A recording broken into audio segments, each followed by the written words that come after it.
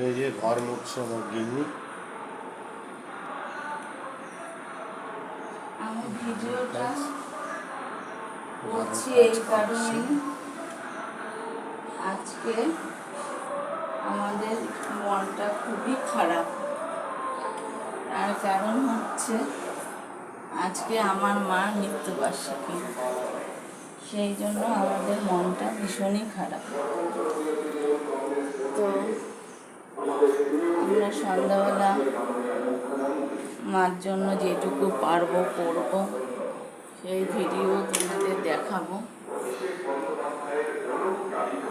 তো ঘর মুছছি, আমরা মিলেমিশে কাজ করি, ভেবো না যে আমি একাই করি। আমার বড় করে, আমিও করি, দুজনে মিলেমিশেই করি।